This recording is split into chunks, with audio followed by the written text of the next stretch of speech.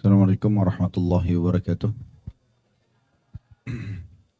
Alhamdulillah, tidak pernah berhenti kita memuji Tuhan kita Allah yang kita yakin sedang mendengar, sedang melihat, sedang mengetahui semua gerak-gerik kita. Dan tentu kalimat ini kita ucapkan dengan harapan agar segala kebutuhan kita untuk roda kehidupan di muka bumi ini terpenuhi olehnya. Karena dia telah menjadikan kalimat ini sebagai kalimat berterima kasih kepadanya dan dia akan menambah nikmat dan mempertahankan apa yang sedang diberikan kepada kita. Jadi kita panjatkan salam hormat kita, salawat dan taslim kepada manusia terbaik yang telah Allah perintahkan untuk mengucapkan kepadanya salam hormat. Dan dengan harapan tentunya kita akan mendapatkan janji Allah diberikan 10 kali tambahan rahmat dengan mengucapkan sekali saja salam hormat. Maka sangat wajar kalau kita selalu membacakan salawat dan taslim kepada Nabi besar Muhammad sallallahu alaihi wasallam. Lanjutkan bahasan kita kitab Tauhid dan kita masuk siang ini semoga Allah berkahi bab 14 termasuk syirik, istighatha atau doa kepada selain Allah. Dan ini tentu sebelumnya ada beberapa pasal semuanya disebutkan oleh penulis dengan istilah termasuk syirik ya. Artinya memang ini perbuatan-perbuatan yang masuk dalam kategori dosa besar. Bahkan ini termasuk syirik akbar.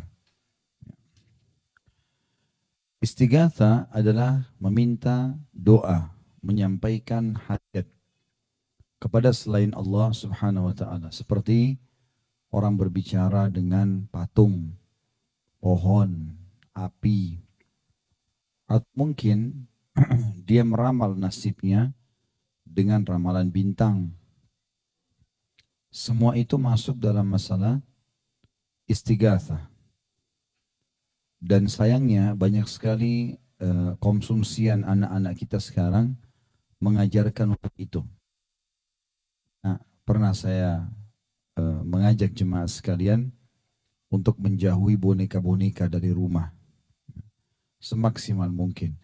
Apalagi kalau dasarnya memang dikartunkan boneka itu dengan cerita-cerita yang bisa merusak istighatha ini. Seperti misalnya kita selalu atau punya gambaran tentang Doraemon misalnya. Boneka yang bisa berbicara kemudian bisa mengeluarkan apa saja dari perutnya. Sehingga anak yang megang atau pemilik boneka itu bisa minta tolong kepada dia. Walaupun dalam keadaan darurat. Mungkin kita orang dewasa menangkap itu, oh ini kartun. Lucu, kreativitas, seni, apalah bahasanya. Tapi bagi anak-anak kita berbeda. Terlebih lagi kalau kita memang sengaja memberikan boneka Doraemon di kamarnya. Maka yang ditangkap sama dia apa? Seperti kartun itu. Mungkin kita tidak sadar pada saat dia mau tidur diajak bicara bonekanya. Mungkin dia minta sesuatu padanya. Maka ini masuk dalam masalah akidah. Dan banyak contoh-contoh yang lain tentunya. Bapak Ibu mungkin jauh lebih tahu dari saya. Banyak sekali jenis-jenis kartun-kartun yang harus kita jauhi dari anak-anak kita. Karena memang meminta tolong kepada selain Allah Subhanahu wa ta'ala. Seperti yang banyak dikonsumsi hampir semua anak Indonesia mungkin tidak asing dengan kartun cerita anak Hindu yang terkenal, dikenal dengan anak dewa ya. Itu selalu diputar dengan serial-serialnya. Saya pernah temukan kebetulan anak-anak saya batasi sekali. Tidak boleh mereka mengkonsumsi televisi karena banyaknya acara-acara yang bisa berpengaruh pada mereka. Satu waktu pernah TV menyala di rumah, mungkin habis mati lampu terus nyala gitu ya. Terus terlintaslah kartun itu. Anak kecil yang badannya berwarna biru gitu kan. Terus kemudian anak-anak saya duduk. Biasanya memang mereka tanya ke saya dulu, ini boleh atau enggak gitu. Maka pada saat itu mereka tanya. Saya duduk bersama mereka. Saya duduk kurang lebih 25 menit atau 30 menit menonton kartun itu. Karena saya ingin tahu isinya apa. Subhanallah, 30 menit itu sudah cukup membuat anak kita syirik. Luar biasa gitu. Jadi ceritanya, diceritakan pada saat itu dewa hujan sedang ngambek, marah dengan penduduk bumi. Sehingga dia tidak turunkan hujan. Dewa hujan ya, kita tahunya dalam Islam, Allah subhanahu wa ta'ala yang menurunkan hujan. Yang mempergantikan siang dan malam dan menciptakan apapun. Tapi ini digambarkan tidak, ada dewa. Dan digambarkan di situ, dewa itu lagi duduk di singgasananya di atas awan, di sebelahnya ada dayang-dayangnya, kemudian ada seperti kerajaan, ada buah-buahan, dan dia lagi makan sambil dia mengatakan, saya sedang marah kepada penduduk bumi. Dan terus tiba-tiba kena hujan tidak turun-turun, si dewa kecil yang di bumi ini, lalu dia marah, kenapa manusia di bumi tidak dikasih air, lalu dia menantang dewa itu berantem. Dan betul-betul berkelahi gitu. Dia datang, dewa itu ditarik, ditaklukkan lah segala macam, akhirnya tunduk kepada dewa kecil itu. Yang tadinya bermain-main sama anak-anak biasa gitu. Maka ini fatal sekali. Mungkin kita pun yang dewasa bisa merusak pikiran kita ya. Oh ini mungkin memang ada dewa ini kali, ada dewa itu, dewa ini yang bisa ini, bisa itu. Mungkin. Bagaimana dengan anak kecil yang masih fitrah? Maka bahaya sekali ini. Ya. Dan banyak sekali contoh-contoh yang lain. Biasanya awal bibit. Ya. Akhirnya muncul istighatha, berdoa kepada selain Allah subhanahu wa ta'ala. Contoh yang lain juga banyak sekali orang. Semoga Allah kasih hidayah. Pada saat sholat sibuk mengatakan iyyaka na'budu wa iyyaka nasta'in. Kepadamu kami menyembah, hanya kepadamu kami menyembah, hanya kepadamu kami minta tolong. Selesai salam, minta-minta di kuburan sebelah masjidnya. Baik mana komitmen tadi yang Anda ucapkan itu? Hanya kepadamu ya Allah, hanya kepadamu ya Allah. Kenapa masih minta ke kuburan? Kalau kuburan itu dianggap bisa memberikan manfaat, kenapa kita tidak yakin pemilik tanah, batu, dan mayit yang ada dalam kuburan itu lebih mampu? Belum ada satu riwayat pun Aisyah radhiyallahu anha pada saat Nabi SAW meninggal dan kuburan Nabi di dalam kamar tidurnya Aisyah. Belum pernah satu kali riwayat pun, padahal Aisyah masih hidup 30 tahun sekian setelah Nabi SAW meninggal. Gitu kan. Tidak pernah dia mengatakan tiap hari misalnya, atau pernah satu kali aja buka pintu rumah Nabi SAW atau rumahnya mengatakan silakan, minta-mintalah di kuburan Nabi karena ini Nabi. Beristighatsalah, minta tolonglah. Atau tawaflah di kuburannya, tidak pernah ada. Bagaimana sekarang ada di antara kita yang mengerti? Begitu pula dengan kuburan Abu Bakar, kuburan Umar, kuburan para syuhada Badar, syuhada Uhud. Tidak pernah ada riwayat satupun sahabat datang ke sana, mengambil tanahnya, taruh air di sana. Sehingga akhirnya dilakukan oleh orang-orang sekarang tidak ada contohnya sama sekali. Dengan alasan ini kuburan orang soleh. Siapa lebih soleh dari Nabi SAW? Siapa lebih soleh daripada para sahabat? Daripada syuhada Badar dan Uhud? Yang sudah jelas-jelas dapat jaminan surga. Ya. Diangkat oleh Syekh Muhammad rahimahullah, bab ke-14 termasuk syirik istighatsah atau doa kepada selain Allah. Dalil pertama surah Yunus ayat 106 yang berbunyi, A'udzubillahi minasyaitonirrajim, wala tad'u min dunillahi ma la yanfa'uka wa la yadurruk. Fa'in fa'alta fa'innaka idzan minadh dhalimin. Jangan pernah kamu menyembah. Ini bahasa umumnya, terjemahan umum, tapi kalau bahasa letterletnya wala tad'u, doa, dakwah. Jangan berdoa. Janganlah kamu berdoa atau menyembah apa-apa yang tidak memberi manfaat, tidak pula memberi mudarat kepadamu selain Allah. Pohon kah, batu kah, kuburan kah, api lah, apa saja. Jangan minta tolong pada mereka.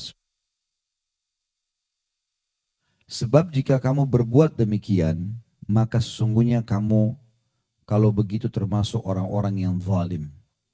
Makna zalim adalah menzalimi diri sendiri sehingga kena hukuman Allah gara-gara dia melanggar. Yang kedua, tapi ini masih lanjutan ayat 107 surah Yunus. Wa in yamsaska Allahu bidurrin fala kashifa lahu illa hu wa in yuridka bi khairin fala radda li fadli yusibu bihi man yasha'u min ibadihi wa huwal ghafurur rahim. Jika Allah menimpahkan satu kemudaratan kepadamu, Allah mau kamu kena penyakit, atau kita kena penyakit, kena cobaan, apa sajalah, maka tidak ada yang dapat menghilangkannya kecuali Dia. Tidak bakal sembuh, tidak bakal beranjak atau berubah dari sedih ke senang, ya, dari musibah kepada solusi, kecuali dengan izin Allah. Maka itu kita harus minta hanya kepada jika Allah menghendaki kebaikan bagi kamu, maka tidak ada yang dapat menolak karunia itu. Allah Subhanahu wa taala ingin menyampaikan kepada kita kesehatan, rezeki, keturunan, pasangan yang baik, apalah, tidak bakal pernah ada yang bisa menahannya. Dan tidak ada dalam Islam namanya rezeki kita diambil orang lain, nggak ada itu. Sama sekali. Dan sudah pernah saya sampaikan, Hasan Basri rahimahullah berkata, aku selalu senang dan tenang hidup di muka bumi ini karena dua hal. Yang pertama karena ajalku sudah ditentukan oleh Allah, sehingga aku tidak perlu pikirkan lagi. Toh pasti mati, sekarang atau nanti. Ya sudah tinggal beramal saja.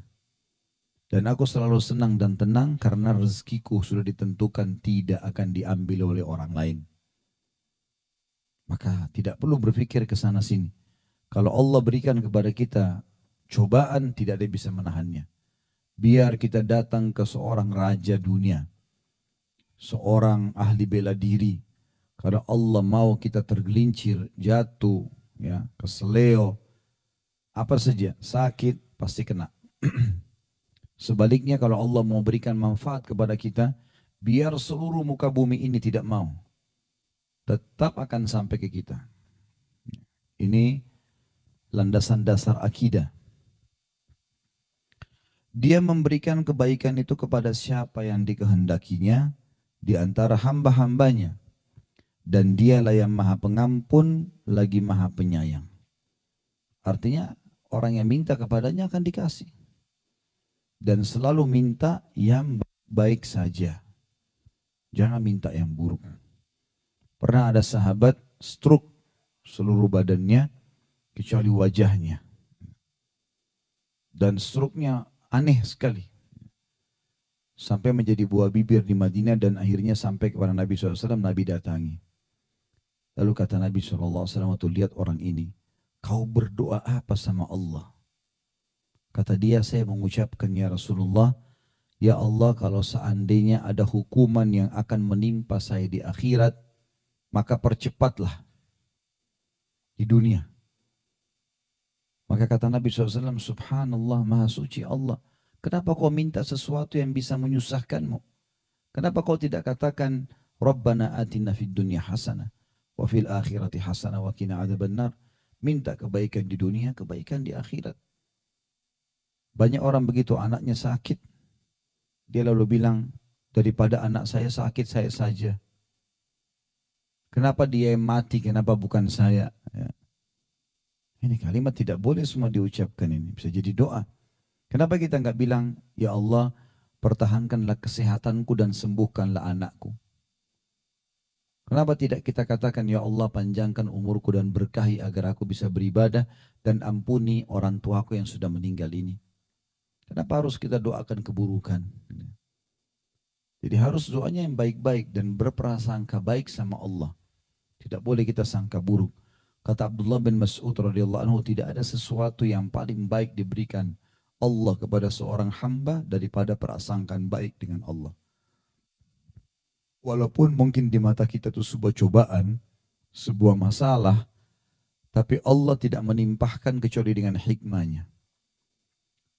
Allah akan menyampaikan kita pada sesuatu yang mungkin kita tidak tahu apa itu. Yakinlah di setiap ujung cobaan ada janji Allah yang besar. Kalau kita sabar, kita lalui dengan tenang selama memang kita benar, nggak ada masalah. Kalau kita salah, kita beristighfar, bertaubat juga akan selesai masalahnya. Tapi kalau tidak, kita pilih jalan yang lain, maka pasti kita akan mentok ke masalah itu makin rumit, tidak ada jalan keluar, makin membesar dan seterusnya.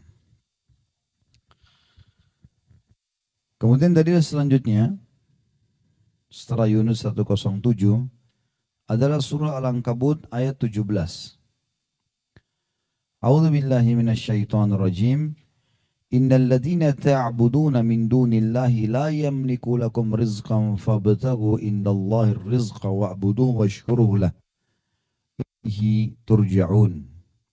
Sesungguhnya yang kalian sembah selain Allah, sembah ini adalah tunduk, patuh, cinta, memohon, diberikan sesuatu, berlindung dari sesuatu, itu namanya sembah. Iyyaka na'budu, hanya kepadamu kami cinta, kami tunduk, kami patuh, kami memohon, kami berlindung.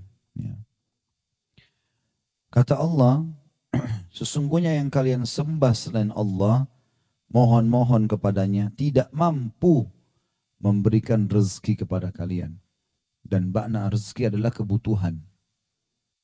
Semua yang kita butuh roda kehidupan di muka bumi ini, semuanya itu adalah rezeki. Jadi jangan mengurung rezeki itu, teman-teman, hanya pada harta saja.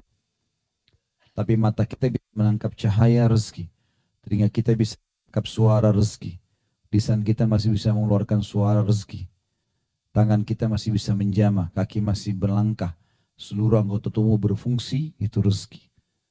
Makanya kata Nabi SAW, siapa yang bangun di pagi hari, badannya sehat, punya makanan hari itu, dan juga punya naungan rumah, ya, maka dia orang yang paling kaya. Biar juga orang miliarder, tapi kalau penyakitnya banyak, gak berguna hartanya. Maka rezeki itu sangat luas. Allah mengatakan, sesungguhnya yang kalian sembah selain Allah tidak mampu memberikan rezeki kepada kalian. Maka mintalah rezeki itu di sisi Allah. Dan sembahlah dia. Ini saksi bahasan kita. Tunduklah, cintalah, patuhlah, memohonlah pertolongan, berlindunglah dari keburukan. Maksudnya Allah, dan bersyukurlah kepadanya.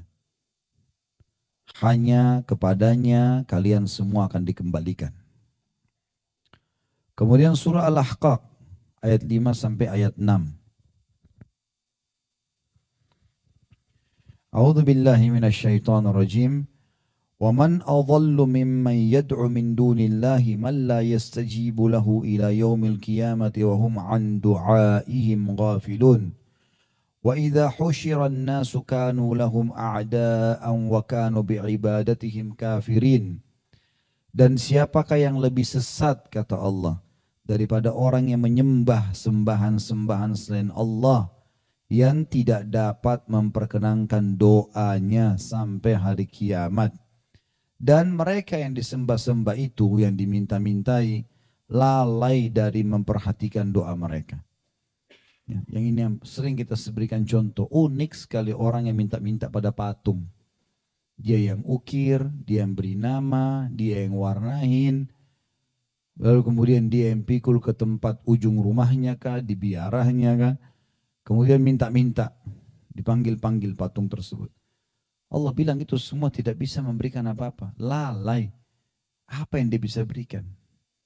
Bisa nggak minta aja segelas air deh. Setetes air dari patung itu. Apa yang dia bisa lakukan? Allah sudah bilang, siapakah yang lebih sesat dan siapa yang lebih sesat daripada orang yang menyembah sembahan-sembahan selain Allah yang tidak dapat memperkenankan doa mereka sampai hari kiamat. Biar tiap hari dia berdoa, memohon tidak akan dikasih. Dan mereka selalu lalai dari doa tersebut. Dan apabila manusia dikumpulkan nanti pada hari kiamat, niscaya sembahan-sembahan itu menjadi musuh-musuh mereka. dan mengingkari pemujaan-pemujaan mereka itu. Ini banyak sekali subhanallah. Semoga Allah kasih hidayah. Bahkan di antara kaum muslimin juga ada yang ikut-ikutan. Ya, pajang-pajang patung di rumahnya gitu kan. Sayang sekali. Untuk apa gitu? Suka dengan hewan yang memang boleh dipelihara, pelihara saja. Ayam lah, angsa lah atau apa gitu ya. Yang kira-kira boleh. Maka bisa dipelihara daripada kita pasang patungnya. Ada orang buat kolam ikan harus ada patung angsanya di situ. Atau kolam renang, air mancurnya ikan. Kan gitu. Saya pernah masuk ke satu rumah begitu. Akhirnya saya ingatkan pemilik rumahnya, alhamdulillah akhirnya caranya diakalin. Patung ikannya dipoles kembali sehingga tidak ada bentuk ikan lagi. Tapi airnya tetap keluar dari situ, nggak masalah. Saya pernah juga masuk ke satu rumah, salah satu pejabat negara kita, seorang jenderal. Awal sekali saya isi taklim di rumah beliau. Sampai sekarang Masya Allah masih berjalan. Mungkin tahun 2000, tahun 2000-an ya. Apa namanya? 2010 waktu itu mengisi. Sekitar 7 tahun yang lalu lah. Begitu saya masuk di pintunya ada harimau. Dan ternyata bukan patung, malah harimau utuh. Mahal ya, diawetkan. Begitu saya masuk, ya gitu, saya lihat. Baiklah, saya belum tegur. Saya cuma isi pengajian. Lama-kelamaan sudah 3-4 kali pengajian. Alhamdulillah sudah mulai faham sedikit tentang masalah ilmu agama. Lalu saya tanya, gitu, ini apa ini Pak? Patung kah? Apa lukisan? Apa gambar? Oh enggak, ini bukan, ini harimau asli. Diawetkan ini. Untuk apa Pak ditaruh di rumah? Ya pajangan. Itu satu ekor hidup saja, hidup dan mati ini, yang matinya lebih mahal lagi malah. Harganya sekian banyak. Oh itu kalau bangun masjid bisa ini. Maka dia bilang ini cuma pajangan gitu. Ada maksud lain? Enggak ada. Baik, Bapak sudah tahu belum kalau tidak boleh ada patung di rumah? Ini tadinya kalau waktu masih hidup hewan, gitu kan? Tapi hewan-hewan yang dilarang dimakan dagingnya pun itu nggak boleh dipelihara, kan gitu. Satu-satunya hewan yang bertaring yang boleh dipelihara cuma kucing saja. Itu yang ada riwayat tentang sahabat Abu Hurairah. Tapi ular, ya, harimau, singa, nggak ada dalil dalam masalah ini, karena umumnya ulama fikih mengatakan yang haram dikonsumsi dagingnya, haram nilainya kan. Jadi kalau babi haram, maka haram juga ditransaksikan. Begitu juga dengan yang lain-lain yang haram dimakan, yang bertaring misalnya. Maka itu semua tidak boleh. Dan ternyata memang berjalannya waktu, alhamdulillah akhirnya beliau mau ya, ini diapakan nih? Ya, dibuang kah? Dikasih orang kah? Saya bilang kalau dikasih orang malah sama saja. Bapak mau lebih aman ya sudah musnahkan. Memang harus begitu. Kalau enggak dimusnahin kita mau taruh di mana? Dijual lagi, orang jual lagi. Ternyata setelah itu baru saya tahu, sekian lama saya pengajian ada 3 ekor. Satu rumah gitu.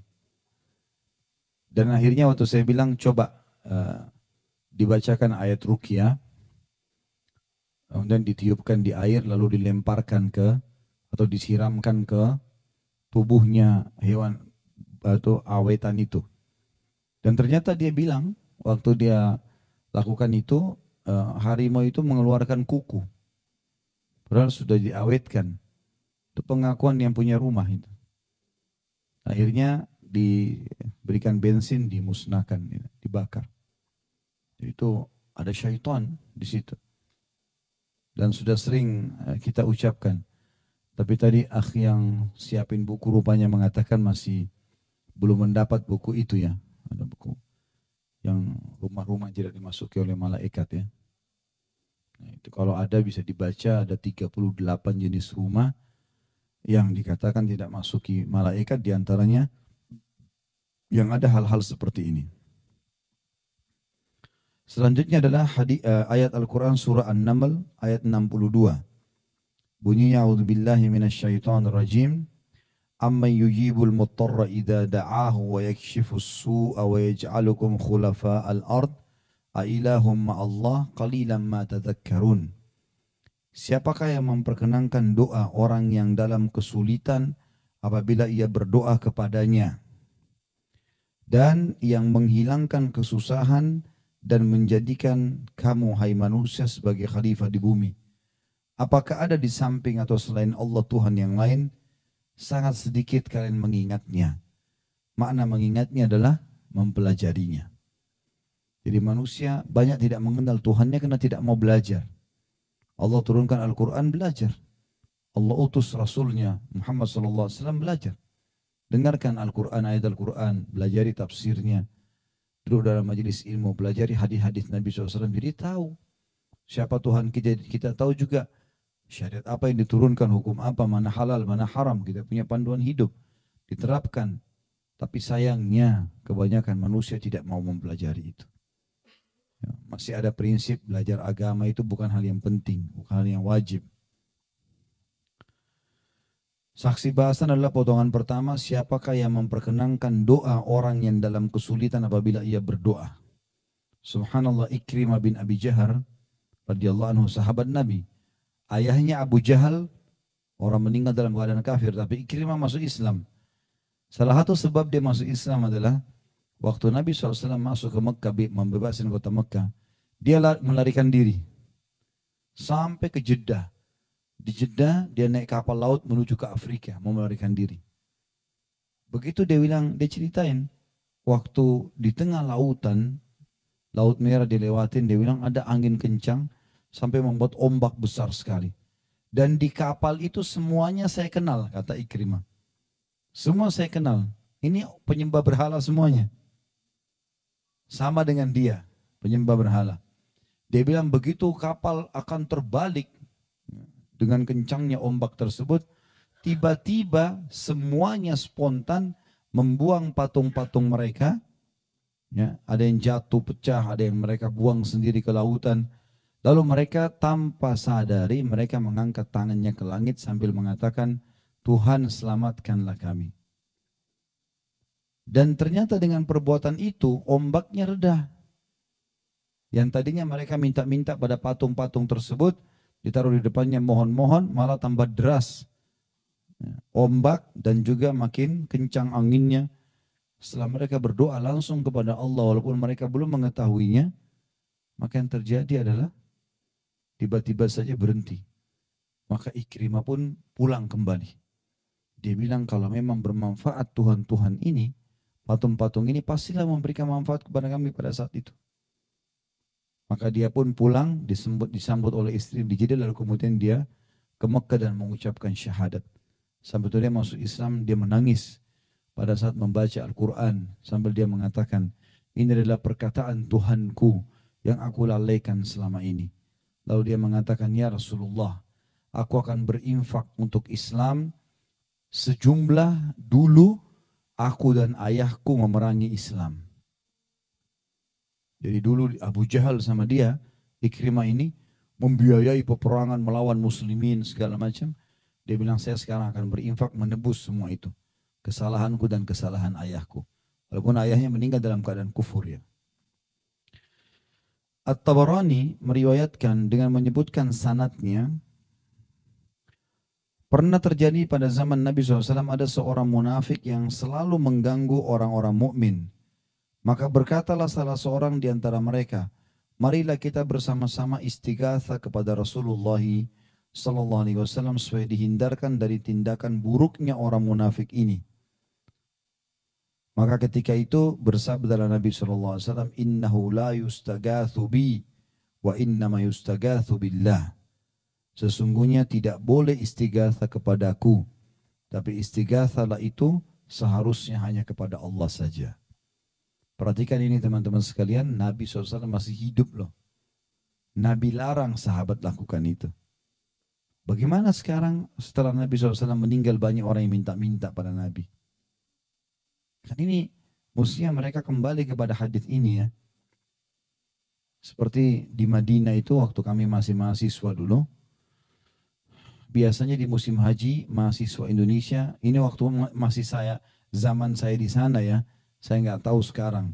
Waktu itu biasa oleh pengurus Masjid Nabawi untuk menjaga kuburan Nabi Shallallahu Alaihi Wasallam.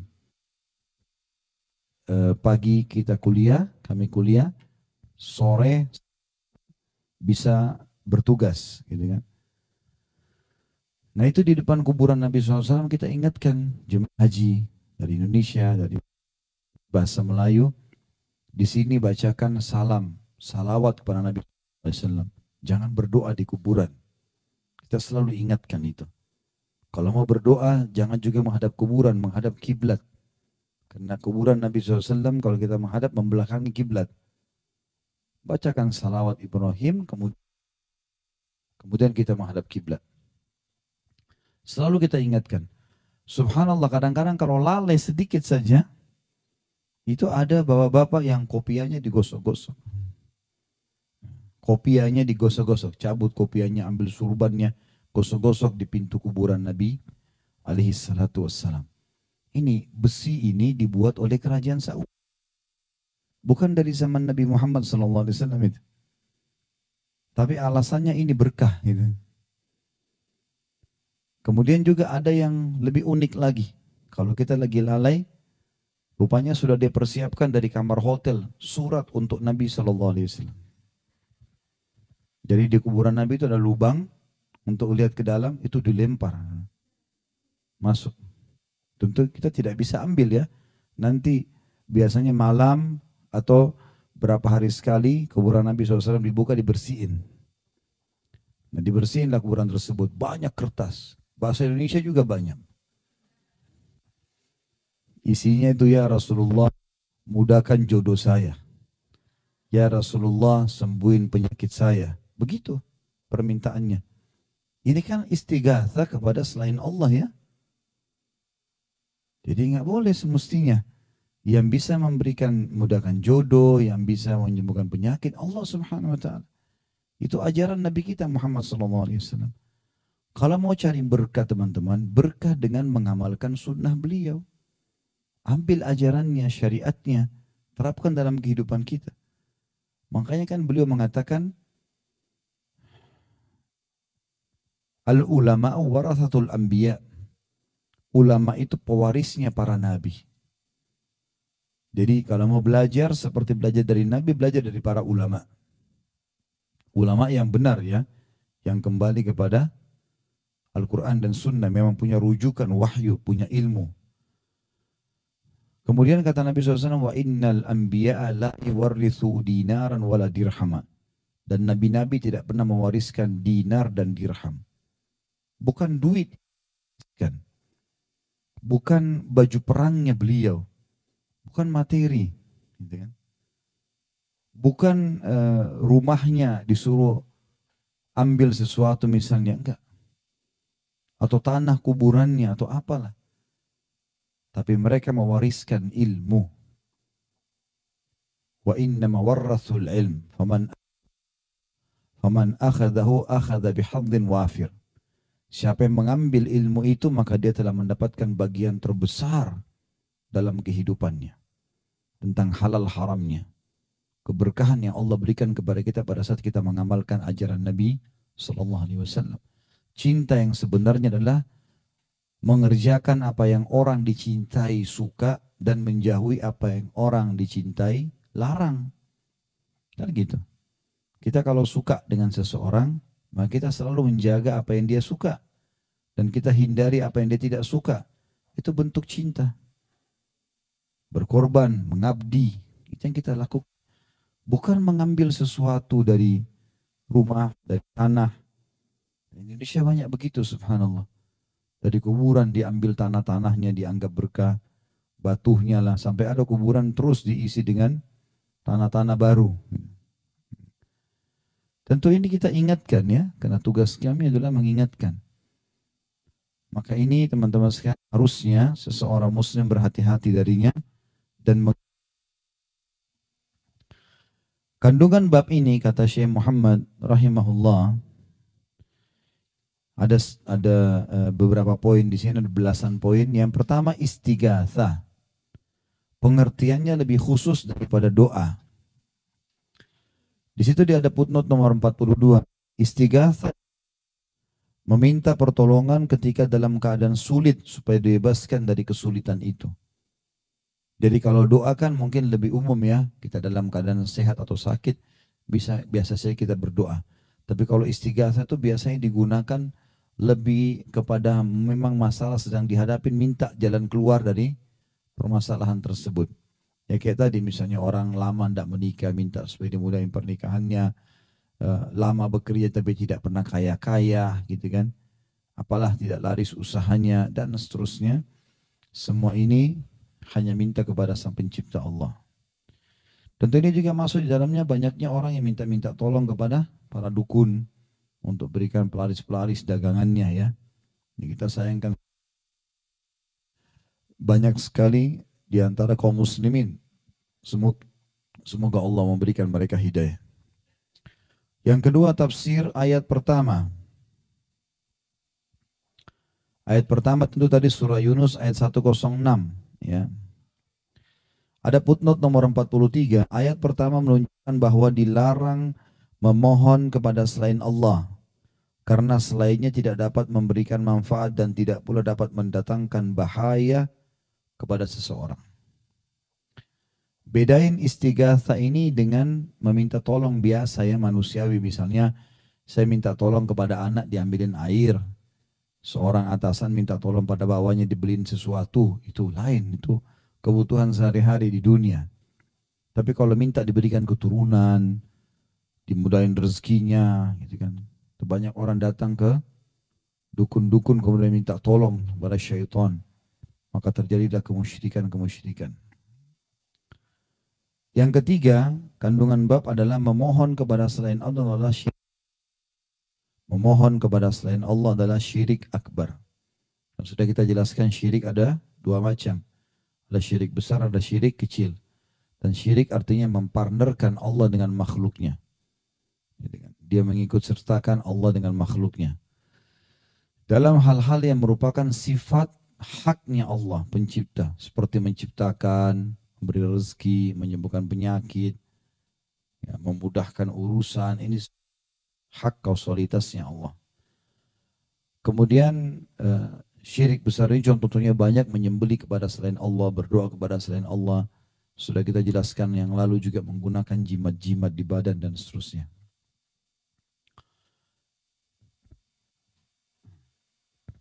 Syirik yang kedua asgar. Syirik asgar adalah riya atau pamer ibadah. Tapi tentu di sini yang dimaksud adalah istighatsah, minta tolong dalam kesulitan kepada selain Allah adalah syirik akbar. Dan syirik akbar sudah pernah kita jelaskan, keluar dari agama Islam. Dia harus perbaharui syahadatnya kalau dia taubat. Ya. Dan dia kalau tidak taubat, maka dia masuk dalam surah An-Nisa, ayat kalau tidak salah 43 atau 47, dengan ayat 116 tentang masalah syirik. Ini tentu nomor ayat kalau saya keliru kan, tapi memang dalam surah An-Nisa kalau saya tidak salah ya. Memang yang satunya di ayat 40-an sekian, yang satunya 100 sekian. Yang saya ingat ayat 43 sama ayat 116. A'udzubillahi minasyaitonirrajim. Innallaha la yaghfiru an yushraka bih wa yaghfiru ma duna dzalika liman yasha. Allah tidak akan mengampuni dosa syirik kalau dia meninggal dalam keadaan kufur syirik pada hari kiamat, dan Allah masih mengampuni selain dosa syirik itu. Jadi dimaafkan oleh Allah kalau selain syirik. Yang keempat, bahwa orang yang paling soleh sekalipun kalau dia melakukan perbuatan ini untuk mengambil hati orang lain, maka ia tergolong orang yang zalim, musyrik. Siapapun dia tidak boleh sama sekali. Kalau nggak salah sudah pernah kita jelaskan pada pertemuan yang lalu, saya ingatkan lagi. Riwayat tentang orang yang mati dalam keadaan kufur gara-gara seekor lalat.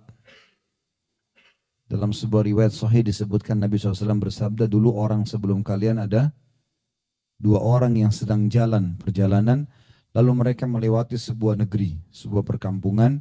Di situ orang-orang menyembah berhala, dan semua pendatang lewat diwajibkan oleh penduduk setempat untuk menyerahkan sesuatu pada berhala, sesuatu kepada berhala itu. Apa saja sesembahan. Maka kalau tidak dibunuh, si A sama si B ini, si A memberikan sesuatu. Maaf, si A ini dia bilang, saya tidak punya apa-apa. Maka kata penduduk di situ, coba sembahkan atau berikan walaupun hanya seekor lalat. Kalau nggak punya duit, nggak punya hewan yang besar, lalat saja, tangkap, niatkan untuk berhala ini. Maka dia pun menangkap seekor lalat lalu dia bawa kepada patung tersebut. Dia pun selamat dari manusia, tapi dia masuk neraka. Sementara yang kedua tidak mau sama sekali. Dia tidak mau bersyirik, ya, tidak mau mempartnerkan Allah sama patung itu. Sembelihan hanya untuk Allah saja. Maka dia pun menolak. Lalu dia dibunuh, kata Nabi SAW, lalu dia masuk ke dalam surga. Kemudian yang keempat, yang kelima adalah tafsir ayat kedua, ayat 107 tadi. Jadi ini sudah kita jelaskan tadinya, tapi di sini ditambahkan lagi footnote nomor 44. Ayat kedua menunjukkan bahwa Allah lah yang berhak dengan segala ibadah yang dilakukan manusia, seperti doa, istighatha dan sebagainya. Karena hanya Allah yang maha kuasa. Jika dia menimpakan sesuatu bahaya kepada seseorang, maka tidak ada yang dapat menghilangkannya selain dia sendiri, dan dia menghendaki. Dan jika dia menghendaki untuk seseorang suatu kebaikan, maka tidak ada yang dapat menolak karunia-Nya. Tidak seorang pun yang mampu menghalangi Allah. Ini statement yang luar biasa, ya. Ayat Al-Quran tadi surah Yunus 107, ibu dan bapak sekalian harus jadikan pegangan hidup. Kalau Allah memberikan cobaan kepada kita, tidak ada yang bisa menolaknya. Gak ada yang bisa menolong kita. Dan kalau Allah memberikan karunia-Nya, tidak ada yang bisa menghalangnya. Semua darinya. Kemudian yang keenam, memohon kepada selain Allah tidak mendatangkan manfaat duniawi. Di samping perbuatan itu sendiri adalah perbuatan kafir. Minta-minta tolong pada benda-benda, ya, patung, api, air, dan seterusnya. Ini semua tidak memberikan manfaat duniawi. Dan di samping itu juga dia perbuatan kekufuran. Yang kedua, tafsir ayat ketiga. Yang tadi disebutkan dalam surah Ankabut ayat 17. Dikatakan situ footnote 45, ayat ketiga menunjukkan bahwa hanya Allah yang berhak dengan ibadah dan rasa syukur kita. Dan hanya padanya seharusnya kita meminta rezeki. Karena selain Allah tidak mampu memberikan rezeki. Apa saja minta kepada Allah Subhanahu wa ta'ala. Kalau Allah mau, teman-teman sekalian, semuanya terpenuhi. Dan Allah punya cara. Ada seorang hakim dari negeri Syam. Dia bercerita, di zaman dulu tentunya ini, di beberapa waktu yang lalu lah ya.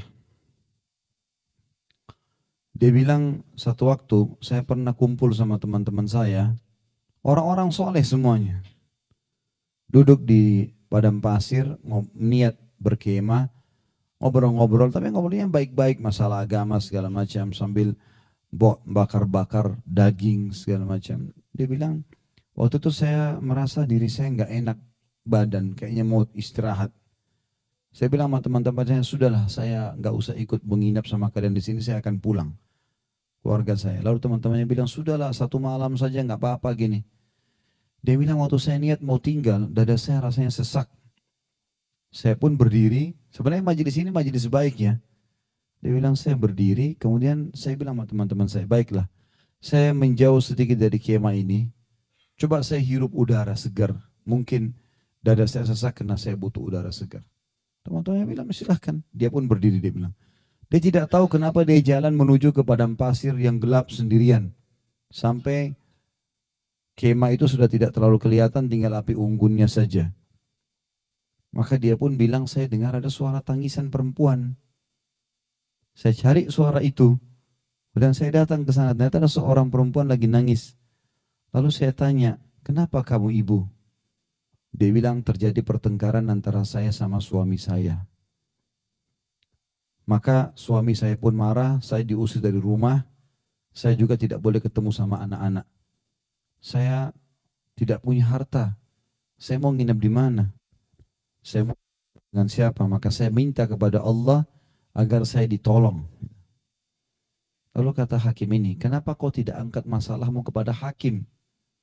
Lalu kata ibu tersebut, hakim siapa yang mau dengar saya? Saya orang miskin, nama saya tidak dikenal. Lalu orang itu pun menangis si hakimnya. Dia mengatakan, subhanallah, ibu ini tidak sadar pada saat dia minta tolong sama Allah, Allah datangkan hakim disesakkan nafasnya untuk datang ke tempatnya menjawab permasalahannya. Banyak orang tidak sadar masalah itu teman-teman. Allah kalau sudah kita minta kepadanya, pasti datang, tidak ada keraguan.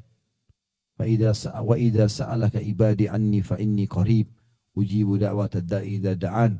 Hai Muhammad, kalau ditanyakan tentang aku oleh hamba-hambaku, katakan aku sangat dekat, aku akan jawab permintaan-permintaan mereka. Fal yastajibuli wal yu'minu bi, maka mereka mestinya bergantung. Ya. Mereka harusnya menyembah kepadaku, beriman kepadaku. La'allahum yarsyudun, semoga mereka dapat petunjuk. Dalam kisah yang lain, ada seorang miskin tinggal di Irak di zaman dulu. Kebetulan dia hidup makan keseharian. Apa yang dia bisa makan, dia makan. Kebetulan hari itu dia tidak mendapatkan hasil kerja apapun. Dia pun pulang ke rumahnya, tanya istri anaknya, ada makanan enggak? Enggak ada. Istri bilang enggak ada makanan.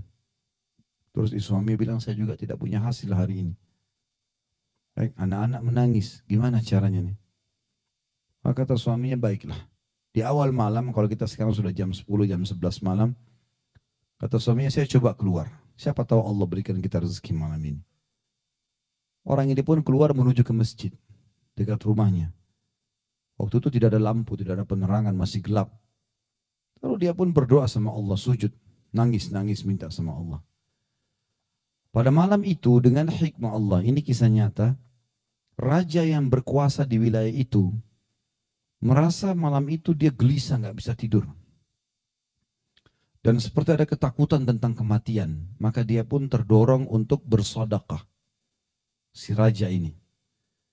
Maka raja ini cerita, saya mengambil beberapa kantong dinar emas. Lalu saya keluar dan malam itu saya tidak pernah berpikir untuk ditemani oleh seorang pengawal pun.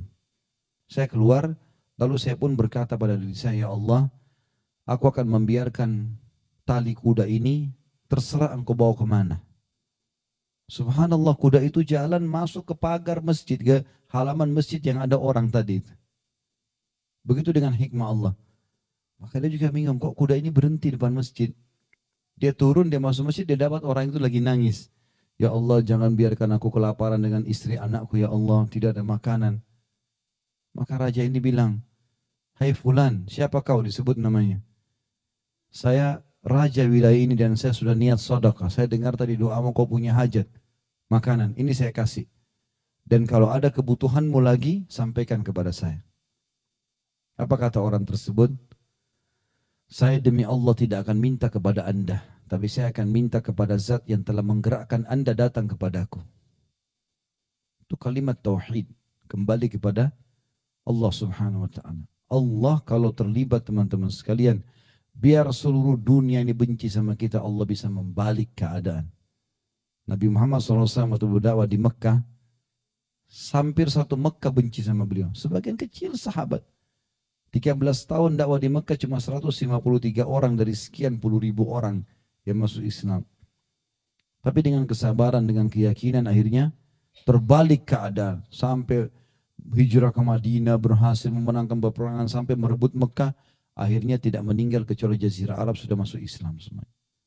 Dan terus ajaran beliau SAW tersebar justru dengan hikmah Allah Subhanahu Wa Taala. Ya. Jadi kita harusnya teman-teman sekalian menggantungkan nasib kepada Sang Pencipta Allah Subhanahu Wa Taala dan terbiasa komunikasi dengan Allah.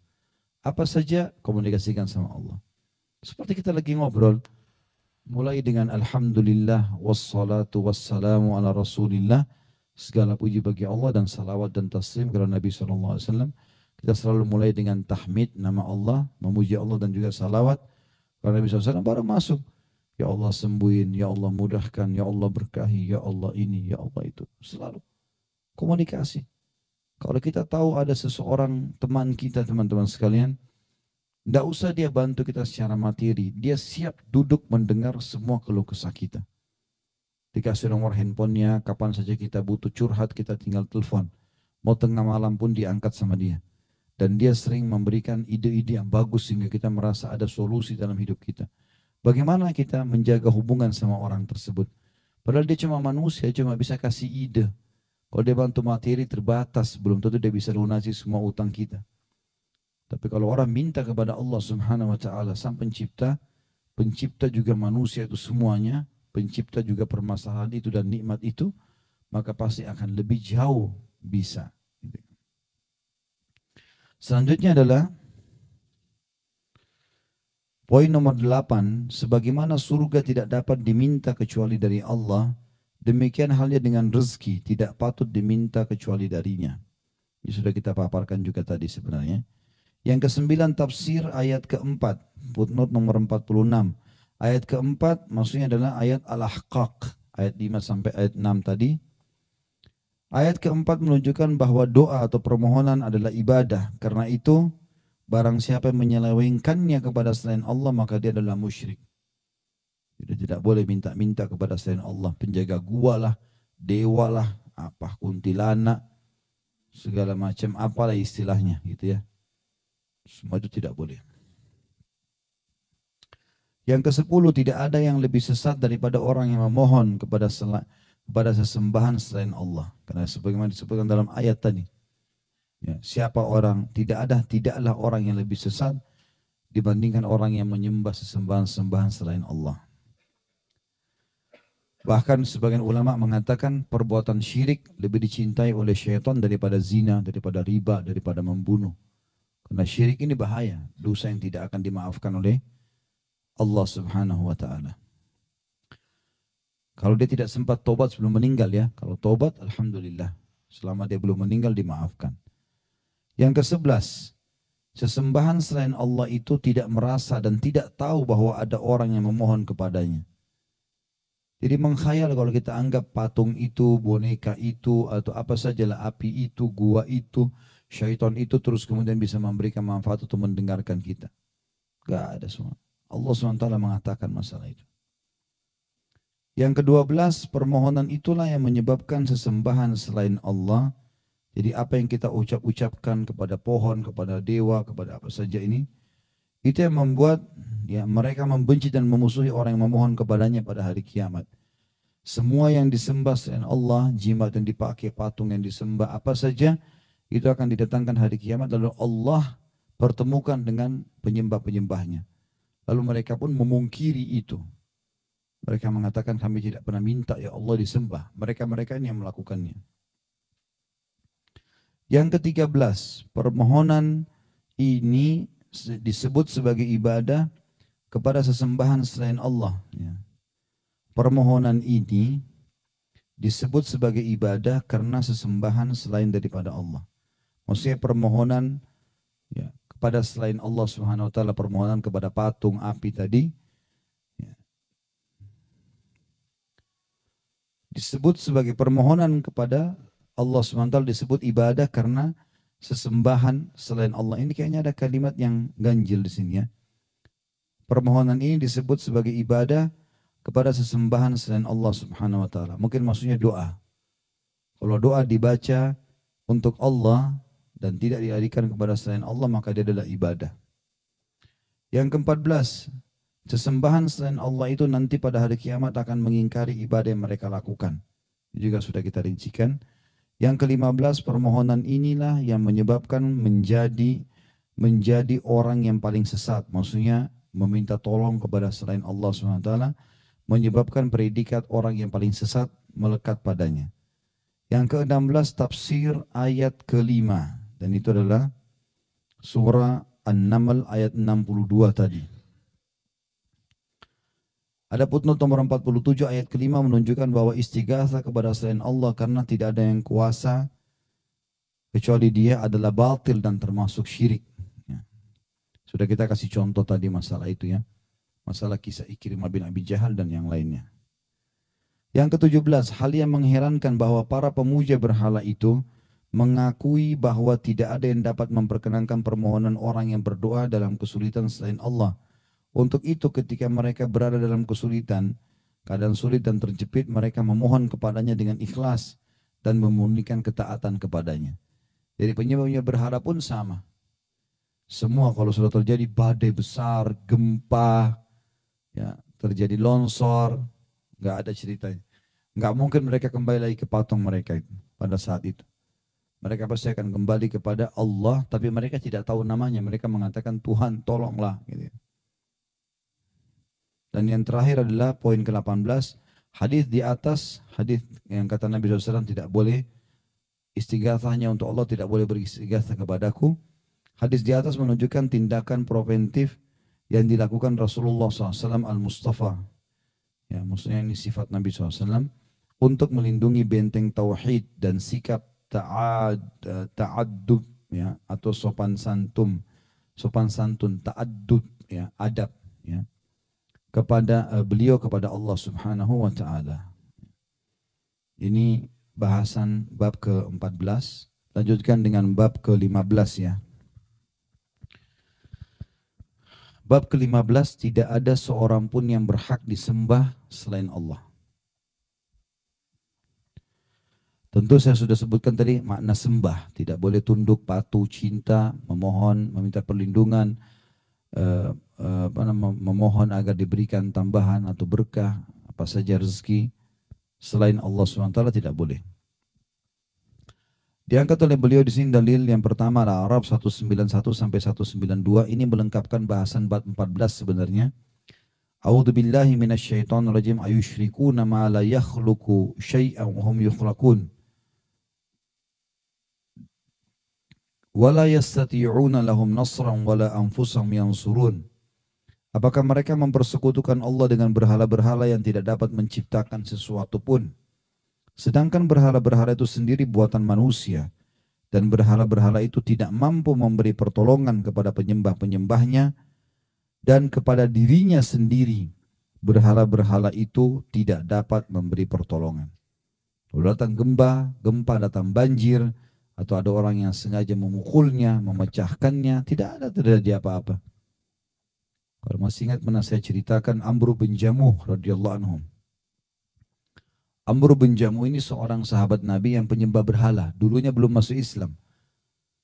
Waktu Islam pertama masuk di Madinah, dia tidak mau ikut-ikutan. Pokoknya dia tetap mau sembah berhala. Lalu anak-anaknya yang sudah beriman, sudah masuk Islam, datang kemudian mengotori patung ayahnya. Dikotori dengan kotoran manusia. Maka ayahnya besok pagi itu sudah bangun, dia kaget. Lalu dia bicara sama Tuhannya sendiri. Sama patungnya. Dia bilang, siapa yang kotorin kamu nih? Kenapa kau tidak melawan? Lalu kemudian dibersihkan sama dia patungnya. Lalu kemudian dikasih wangi-wangian dan ditaruh pedang di lehernya patungnya. Sambil dia bilang, kalau ada yang ganggu kamu lagi, bunuh saja. Subhanallah, malam hari itu dia tidur, anaknya datang lagi yang sudah masuk Islam ini. Ada 3 orang anaknya kebetulan.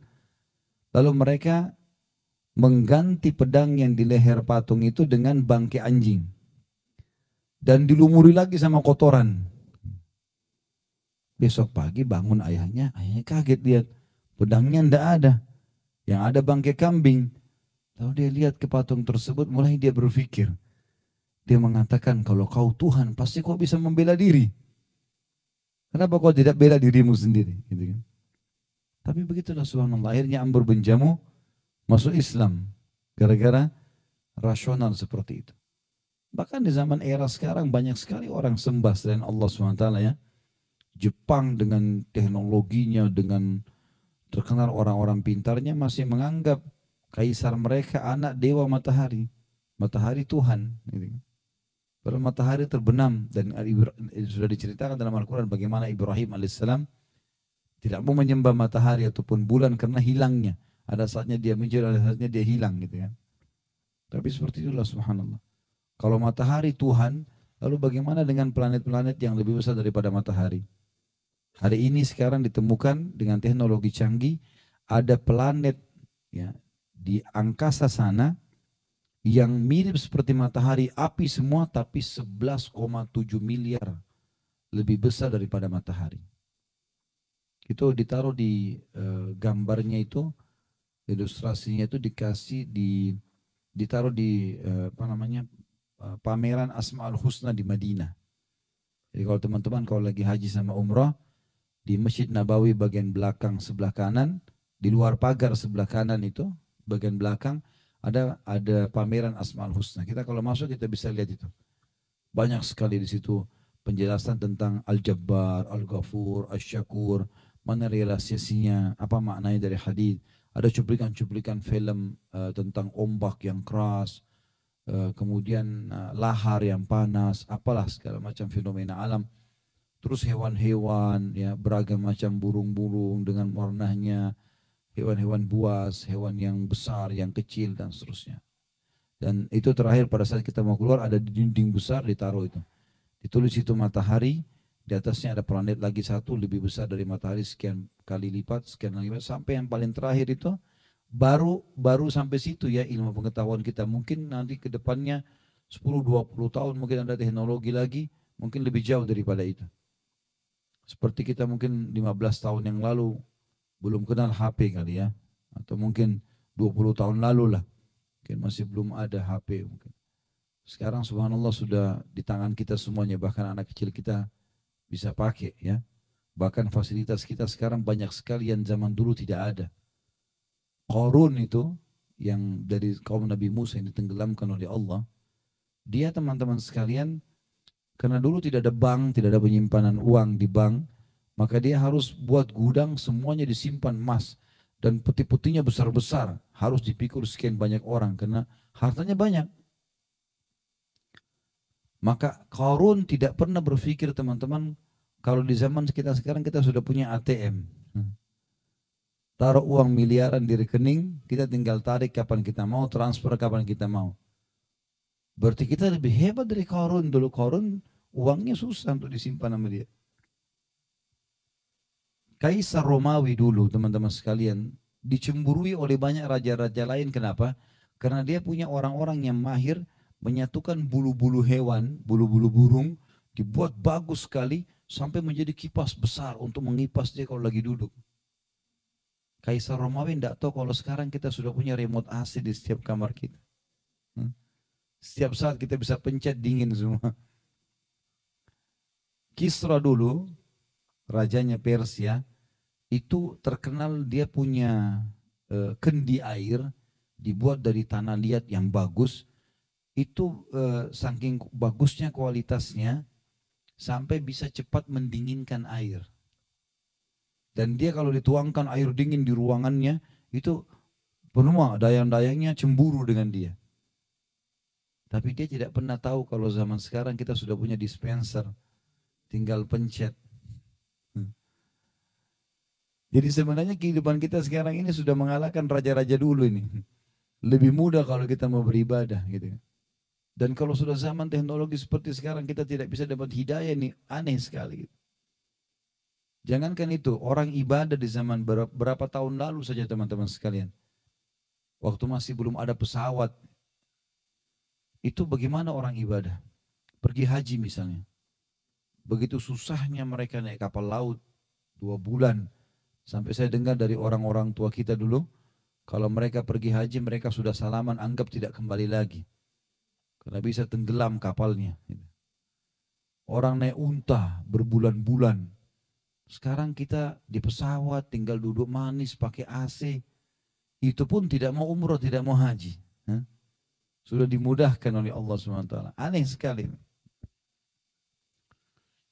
Baik, kita kembali ke bahasan kita teman-teman sekalian.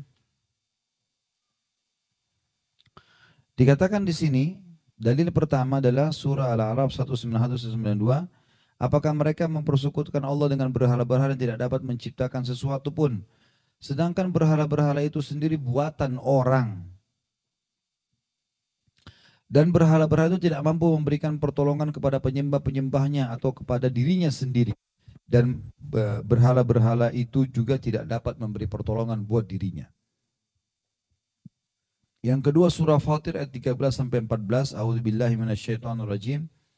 Walladzina tad'una min dunihi ma yamlikuna min kitmir in tad'uhum la yasma'u du'aakum walau sami'u mastajabu lakum wa yawmal qiyamati yakfuruna bisyirkikum wa wala yunabbi'uka mithlu khabir.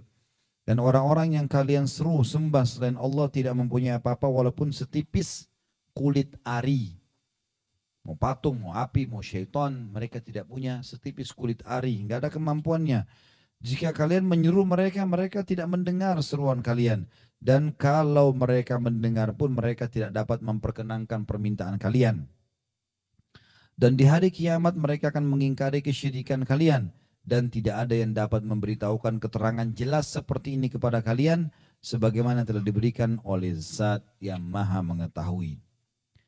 Diriwayatkan dalam Sahih Bukhari Muslim dari Anas radhiyallahu anhu, dia berkata, Syujjan Nabiyyu sallallahu alaihi wasallam yauma Uhudin wa qusirat rubaiyatuhu kaifa yufli qaumun syajju nabiyyuhum fanazalat laisa laka minal amri syai'. Al-Imran 128. Pada waktu peperangan Uhud, Nabi SAW terluka di bagian kepala dan gigi taring beliau. Jadi luka bagian keningnya berdarah dan giginya sempat pecah SAW. Maka beliau bersabda, bagaimana akan beruntung satu kaum yang melukai Nabi mereka? Lalu Allah menurunkan firman-Nya, tidak ada sedikit pun campur tanganmu dalam urusan mereka itu. Jadi artinya di sini Allah Subhanahu wa taala melakukan apa yang dia inginkan walaupun nabinya.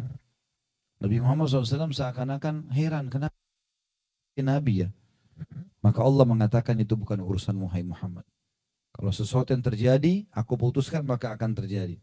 Karena Allah ingin menunjukkan kepada kita kalau Nabi Muhammad SAW juga manusia biasa. Nabi Muhammad SAW tidak kebal. Kenapa sekarang banyak orang belajar ilmu kebal? Untuk apa? Kita tidak usah minta tolong sama syaitan dan jin. Nabi SAW tidak pernah minta tolong sama jin. Kan jin tidak kelihatan sama manusia. Waktu terjadi perang Uhud, perang Badar kan enak sekali panggil mereka, suruh cekik-cekikin aja tuh orang kafir Quraisy. Tapi enggak dilakukan. Tenaga dalam dari jauh kan bisa terpental ya.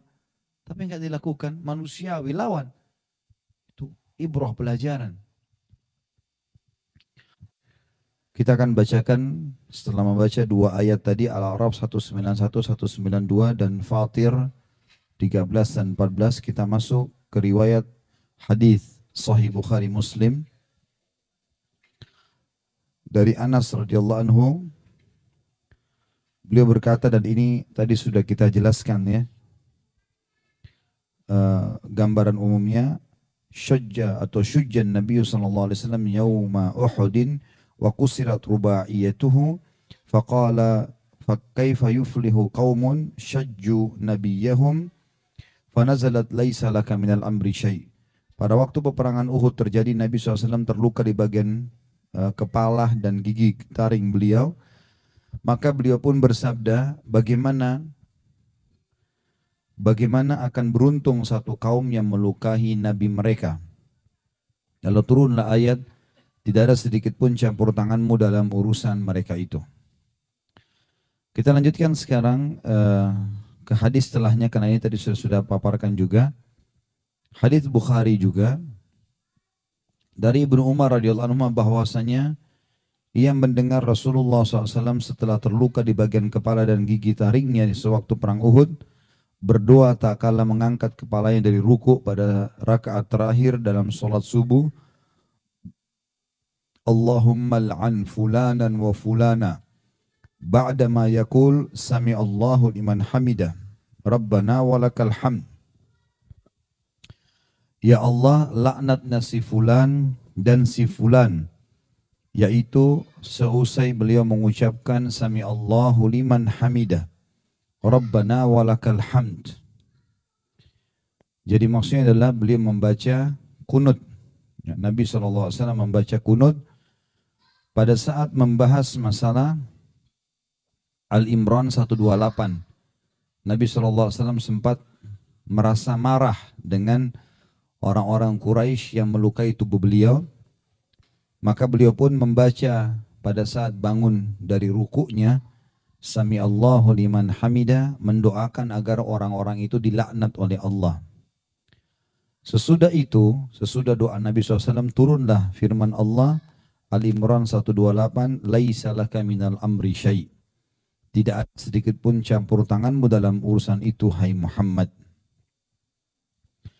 Dan menurut riwayat lain, beliau mendoakan semoga Safwan bin Umayyah, Suhail bin Amr dan Al-Harith bin Hisham dijatuhkan atau dijauhkan dari rahmat Allah. Maka turunlah firman Allah Al-Imran 128, Laisa laka minal amri syai'. Tidak ada sedikit pun tanganmu dalam urusan mereka. Hadis-hadis ini menjelaskan kepada kita dengan Al-Imran 128 bagaimana Allah Subhanahu wa taala berperilaku semaunya Allah. Walaupun Nabi sallallahu alaihi wasallam tidak bisa memohon kepada Allah apa yang dia inginkan, kalau Allah tidak kabulkan maka tidak dikasih. Di sini Nabi SAW Nabi dan beliau dilukai oleh musuhnya orang kafir. Tapi Nabi SAW diperintahkan untuk mendakwahkan Islam. Dan beliau mendoakan agar dilaknat orang-orang ini. Maka turunlah firman Allah Subhanahu wa taala, tidak ada campur tanganmu sedikit pun hai Muhammad dalam masalah itu. Kamu harus minta petunjuk kepadaku dulu supaya aku bisa memberikan panduan. Apakah harus didoakan buruk atau aku akan berikan petunjuk. Kemudian dalam surah Asy-Syu'ara 214 Allah juga berfirman, A'udzubillahi minasyaitonirrajim wa anzir ashiratakal aqrabin, dan berilah peringatan kepada kerabat-kerabat terdekatmu hai Muhammad. Mulai dari mereka. Maka beliau pun berdiri lalu beliau bersabda, Ya ma'syara Quraisy, ishtarau anfusakum la ugni ankum minallahi syai'a. Ya Abbas bin Abdul Muttalib, la ugni anka minallahi syai'a. Ya Safiyyatu ammata Rasulillah, la ugni anki minallahi syai'a. Ya Fatimatu binta Muhammadin, salini mimma lima syi'ti, la ugni anki minallahi syai'a. Wahai sekedap kaum Quraisy, tebuslah diri kalian dari siksa Allah dengan memurnikan ibadah kepadanya. Sedikit pun, kata Nabi SAW, aku tidak berguna bagi kalian di hadapan Allah. Kalau Allah memang kalian melanggar dan Allah hukum, aku tidak bisa bantu. Nah, aku cuma utusan Allah. Di sini Nabi SAW menjelaskan tentang posisi beliau sebagai manusia biasa, walaupun beliau Nabi. Karena sebagian orang menganggap bahwasanya Nabi SAW karena ada hubungan kerabat dengannya, maka atau dia punya hubungan kerabat dengan Nabi SAW, dianggap pasti akan dapat pertolongan walaupun dia ahli maksiat. Nah, keliru. Di sini Nabi SAW sebutkan kerabat-kerabat terdekatnya. Dimulai dari Quraisy lalu mengerucut ke orang-orang terdekat beliau. Wahai segenap Quraisy, tebuslah diri kalian dari siksa Allah dengan memurnikan ibadah kepadanya. Kalau buat syirik, walaupun keluargaku dihukum. Sedikit pun aku tidak berguna bagi kalian di hadapan Allah. Wahai Abbas bin Abdul Muttalib, paman beliau yang tercinta, radhiyallahu anhu, sedikit pun aku tidak berguna bagi dirimu di hadapan Allah. Wahai Sofiyah binti bibi Rasulullah, Sofiyah binti Abdul Muttalib, tante Nabi SAW, sedikit pun aku tidak berguna bagi dirimu di hadapan Allah. Dan wahai Fatimah radhiyallahu anha, anak Nabi SAW, wanita termulia di surga setelah Khadijah. Wahai Fatimah putri Muhammad, mintalah kepadaku apa yang kamu inginkan dari hartaku. Sedikit pun aku tidak bisa berguna bagi dirimu di hadapan Allah Subhanahu wa taala. Artinya, kalau kau meninggal dalam keadaan syirik, kau berbuat dosa, kau akan tanggung loh itu. Aku adalah utusan Allah. Aku coba mengingatkan, meluruskan. Maka terapkan syariat itu supaya kamu tidak kena hukuman Allah. Karena aku tidak bisa tolong kalau kamu melanggar. Dan ini teman-teman sekalian, kalau Rasulullah SAW saja begini dengan kerabatnya, bagaimana dengan kita? Ada orang berpikir, tidak apa-apa deh saya soleh. Laki-laki misalnya ayah atau ibunya, saya soleha. Tetapi anak saya sekarang belum sholat, belum tutup aurat, nggak apa-apalah. Mungkin nanti saya orang tuanya bisa bantu. Nggak bisa. Dia akan datang dengan amalnya sendiri. Ya. Kita akan datang dengan amal kita sendiri. Sebagaimana banyak orang bangga dengan amal orang tuanya, amal anaknya. Anak saya itu hafal Quran, itu anaknya. Ayah saya itu suka rajin sholat di masjid, padahal dia tidak.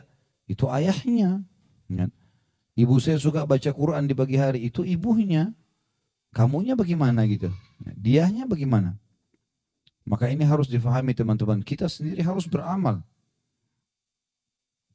Sampai keluar istilah dalam pepatah bahasa Arab, laisal fata man yaqulu kana abi kada wa kada. Bukanlah seorang anak muslim yang cerdas yang mengatakan dulu ayahku begini dan begitu. Walakinnal fata man yaqulu ha anadha. Tapi seorang anak muslim yang cerdas adalah yang mengatakan, ini loh aku sekarang. Dia beramal, dia berbuat, dia terapkan perintah Allah, dia tinggalkan larangan Allah. Ya. Kandungan bab ini yang pertama, tafsir kedua ayat tersebut di atas. Ya. Footnote nomor 48, kedua ayat tersebut maksudnya adalah ayat disebutkan dalam surah Al-A'raf dan surah Fatir. Kedua ayat tersebut menunjukkan kebatilan syirik mulai dari dasarnya karena makhluk yang lemah ini yang tidak mempunyai kekuasaan apa-apa tidak dapat dijadikan sebagai sandaran sama sekali dan menunjukkan pula bahwa Allah lah yang berhak dalam segala macam ibadah yang dilakukan manusia. Yang kedua kisah perang Uhud di mana Nabi SAW menghadapi luka dan beliau marah dengan orang-orang yang melukainya lalu melaknat mereka. Tapi belum ada instruksi dari Allah Subhanahu wa taala. Belum ada instruksi dari Allah Subhanahu wa taala. Maka Allah SWT turunkan ayat menegur nabinya Muhammad sallallahu alaihi wasallam. Enggak ada urusanmu di situ hai Muhammad. Tunggu instruksiku baru jalankan, gitu kan? Ini mirip juga dengan surat Tahrim ayat 1 di mana Nabi sallallahu alaihi wasallam dulu pernah mengharamkan madu karena kecemburuan yang terjadi di antara istri. Maka Nabi SAW mengatakan hari ini aku haramkan madu. Lalu Allah turunkan ayat pertama surat Tahrim. Hai Nabi, kenapa kau berani-berani mengharamkan apa yang telah Allah halalkan hanya untuk mencari ridho istri-istrimu? Jadi nggak boleh gitu kan? Berarti memang keputusan mutlak di tangan Sang Pencipta Allah SWT, tentu dengan tetap mulia dan tingginya derajat Nabi Muhammad SAW. Tapi Allah ingin memberikan kepada kita sebuah prinsip dalam beragama adalah kita akan menolong diri kita sendiri. Kalaupun kita sudah selamat, baru kita bisa memberikan syafaat kepada orang lain. Nabi Muhammad SAW akan memberikan syafaat pada hari kiamat. Tapi kalau orang meninggal dalam keadaan syirik, nggak bisa dibantu. Kufur, nggak bisa dibantu. Muslim masih ada terbuka pintu celahnya. Dan yang sedang kita bahas adalah bab syirik kan. Jadi kalau memang dia beristighatsah, minta tolong kepada selain Allah, sembah-sembah selain Allah, menggunakan jimat dan seterusnya, maka itu akan bermasalah buat dia sendiri. Dan Nabi SAW membahasakan ini kepada Abbas radhiyallahu anhu, kepada Sofia radhiyallahu anha, kepada Fatimah radhiyallahu anha. Ini semua adalah orang-orang tercinta yang ada di sekitar Nabi Muhammad sallallahu alaihi wasallam. Yang ketiga, Rasulullah pemimpin para rasul dalam sholat subuh telah melakukan kunut. Sedang para sahabat yang berada di belakangnya, beliau mengucapkan amin. Dan ini kunut dikerjakan Nabi SAW adalah kunut nazilah. Di mana Nabi SAW mendoakan berhari-hari. Baik itu subuh, duhur, asar, maghrib, isya semuanya didoakan oleh Nabi SAW untuk kehancuran mereka. Untuk kehancuran mereka. Ya. Dan ini dibolehkan kalau kaum muslimin dalam keadaan terdesak. Ya, seperti kasus Myanmar sekarang ini, memang setiap masjid muslim harus kunut nazilah. Mendoakan mereka agar diselamatkan. Mereka tidak ada ketenangan. Setiap saat bisa datang tentara Myanmar membantai mereka dengan bengisnya, gitu kan. Masjid dibakar, orang dicincang, perempuan diperkosa, anak kecil dibunuh, dibakar. Ini semua hal yang sudah semestinya kita minimal melakukan kunut nazilah dengan bantuan-bantuan materi. Ya. Dan kita berharap nanti ada di antara pemimpin muslim yang bisa menyelamatkan mereka, mengajak kaum muslimin untuk bisa berjihad. Ya. Kemudian yang keempat, orang-orang yang beliau doakan semoga Allah menjauhkan mereka dari rahmatnya adalah orang-orang kafir. Artinya kalimat-kalimat yang kita doakan kehancuran tertuju kepada orang kafir, iya. Tapi kepada kaum muslimin dianjurkan untuk mendoakan hidayah, petunjuk. Ya. Dan orang-orang kafir ini pun didoakan keburukan oleh Nabi SAW karena jelas-jelas mereka keluar ingin memerangi Islam. Jelas-jelas mereka keluar untuk memerangi Islam. Yang kelima, orang-orang kafir itu telah berbuat hal-hal yang tidak dilakukan oleh kebanyakan orang kafir, antara lain melukai Nabi SAW dan berambisi sekali untuk membunuh beliau, serta mereka merusak atau memutilasi tubuh para korban yang terbunuh dari sahabat. Padahal korban-korban tersebut adalah anak famili mereka sendiri. Dan ini menyebabkan adanya kunut nazilah. Walaupun Allah Subhanahu wa taala menegur Nabi SAW agar jangan melaknat mereka, ya. Karena memang itu urusannya Allah Subhanahu wa taala, kecuali petunjuk dari Allah. Allah suruh itu, Allah suruh perangi, Allah suruh bunuh, maka lakukanlah karena Nabi SAW utusan, gitu kan. Tapi keluar sebuah hukum, ada kunut nazilah di sini. Ada kunut yang dibaca untuk meminta pertolongan bagi kaum muslimin. Yang keenam, tentang perbuatan mereka itu Allah telah menurunkan firman-Nya kepada beliau Nabi SAW, Al-Imran 128, A'udzubillahi minasyaitonirrajim, laisa laka minal amri syai'. Lanjutan ayatnya adalah di poin ke-7, au yatuba alaihim au yu'adzibahum. Tidak ada sedikit pun campur tanganmu hai Muhammad dalam urusan mereka sebelum turun wahyu, atau Allah, baik Allah menerima taubat mereka atau Allah mengadab mereka. Itu terserah Allah. Allah memaafkan bisa saja, Allah menghukum juga bisa saja. Kemudian Allah pun menerima taubat mereka dengan masuknya mereka ke dalam Islam dan menjadi orang-orang yang beriman. Jadi ternyata di antara orang yang didoakan Nabi SAW itu nanti dapat hidayah dan masuk Islam.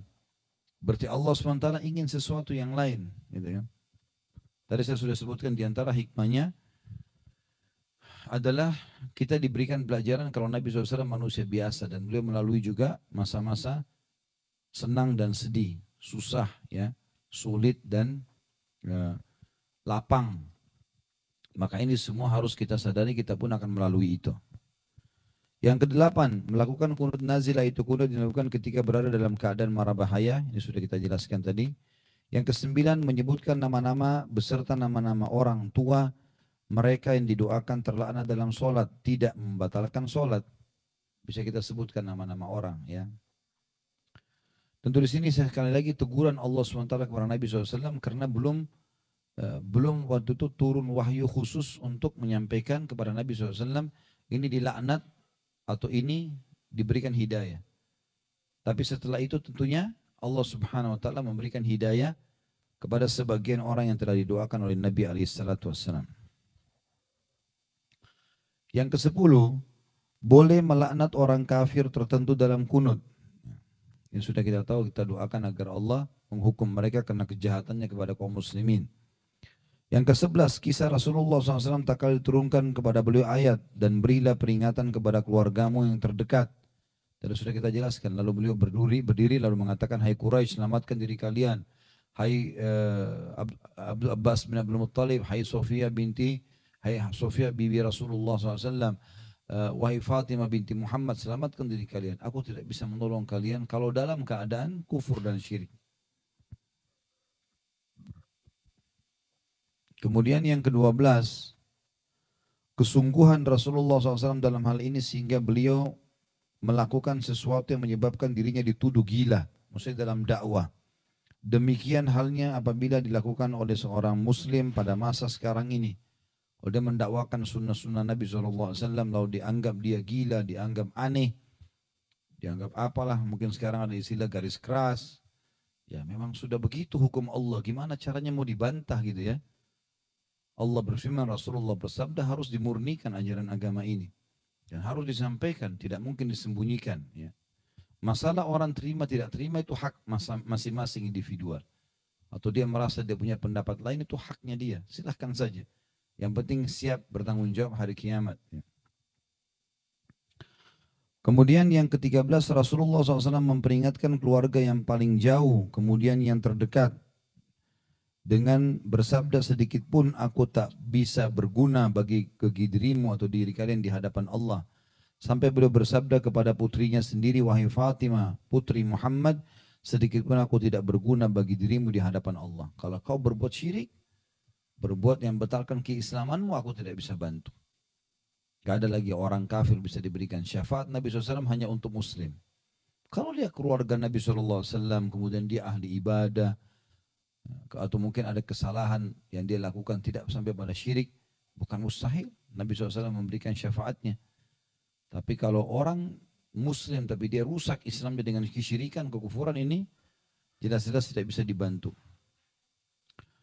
Apabila beliau telah memaklumkan secara terang-terangan padahal beliau adalah pemimpin para rasul bahwa beliau sedikit pun tidak berguna bagi diri putrinya sendiri, wanita termulia sealam ini, dan orang pun mengimani bahwa beliau tidak mengatakan kecuali yang hak, kemudian dia memperhatikan apa yang terjadi pada diri kaum Khawash ya, atau Khawas, maaf. Kaum Khawas ialah dikatakan nomor 49 orang-orang tertentu yang ditokohkan dalam masalah agama dan merasa bahwasanya dirinya patut diikuti, disegani dan diminta berkah doanya. Dia mengatakan kemudian dia memperhatikan yang terjadi pada diri kaum Khawas atau orang-orang yang mengkhususkan dirinya. Dianggap dirinya adalah orang yang termuliakan di antara kaum muslimin, harus dihormati ekstra. Akan tampak baginya bahwa tauhid sudah ditinggalkan dan tuntunan agama menjadi asing. Kalau Nabi SAW sendiri tidak pernah melakukan hal-hal seperti ini, kenapa kita lakukan? Kenapa kesannya kita memvonis diri kita seakan-akan paling benar dan kita akan masuk ke dalam surga, gitu kan? Maka itu tidak mungkin. Tentu saja beda hal ini kalau ada orang buat salah kita ingatkan itu berbeda ya. Yang dimaksud sini ada orang subhanallah begitu dia sudah menggunakan pakaian-pakaian simbol-simbol Islami, simbol pemimpin umat, lalu kemudian merasa dirinya tidak mungkin salah. Enggak ada aibnya itu. Seorang dai, seorang ulama pun kalau tidak tahu, dia tidak tahu. Harus bilang tidak tahu. Tanggung jawabnya berat di hadapan Allah SWT, tidak boleh. Lalu dia belajar lagi. Tidak ada yang mustahil. Imam Syafi'i, Imam Ahmad, Abu Hanifah, berapa kali kita temukan dalam buku-buku mereka, selalu dikatakan dalam buku-buku fikih yang disebarkan oleh pengikutnya setelahnya, mereka mengatakan ini pendapat lama Syafi'i, ini pendapat baru Syafi'i, ini pendapat lama Ahmad, ini pendapat baru Ahmad, ini pendapat lama Abu Hanifah, ini pendapat barunya, ini pendapat Malik yang lama, ini pendapat barunya. Mereka punya pendapat-pendapat dalam masalah itu. Mungkin awalnya dia lihat itu begini, lalu kemudian diubah jadi begitu. Kan? Karena mereka tahu bahwasanya tidak mungkin mereka salah, tidak mungkin sembarangan dalam menyampaikan. Ada pertanggungjawaban di hadapan Allah Subhanahu wa taala pada hari kiamat. Allahu a'lam. Baik, mohon maaf karena saya ada taklim lagi maghrib, saya harus siap-siap. Mungkin sampai sini saja bahasan kita insyaallah. Semoga apa yang kita bahas hari ini bermanfaat buat kita dan juga menjadi tambahan kita sebagai tambahan amal pada hari kiamat. Semoga saja seluruh dosa yang pernah kita kerjakan tidak terkecuali diganti oleh Allah dengan kemahamurahannya menjadi pahala. Selalu kita doakan Indonesia menjadi negara yang aman, tentram, damai. Seluruh umat Islam di bawah naungan ukhuwah Islamiyah, diangkat perselisihan di antara mereka, dan dalam ibadah mereka kembali kepada Al-Quran dan Sunnah. Serta juga seluruh pemimpin negara ini diberikan hidayah oleh Allah agar menjalankan tugas mereka, sehingga mereka lepas dari tanggung jawab pada hari kiamat dan seluruh masyarakat Indonesia mendapatkan haknya. Dan siapapun yang menginginkan keburukan bagi Islam, bagi muslimin, bagi negara tercinta ini, semuanya dikembalikan tipu daya mereka kepada diri mereka sendiri. Dan semoga Indonesia menjadi contoh tentu bagi negara-negara yang lain. Selalu kita doakan saudara kita di Palestina, di Syria, di Yaman, di Irak, di Myanmar, di Ahsa, dimanapun mereka berada sedang tertindas. Semoga Allah ikhlaskan niat mereka, terima para syuhada mereka, mudahkan Islam di tangan mereka dan tangan kita semua, dan semoga Allah partisipasikan kita bersama mereka di pahala, baik dengan doa, dengan harta, juga dengan jiwa kita. Dan semoga Allah dengan kemahamurahannya menyatukan kita semua di surga firdausnya tanpa hisab, mana disatukan di majelis ilmu yang mulia ini. Wassallallahu nabiyana Muhammadin walhamdulillahi rabbil alamin. Subhanakallahumma bihamdika asyhadu an la ilaha illa anta astaghfiruka wa atubu ilaik. Wassalamualaikum warahmatullahi wabarakatuh.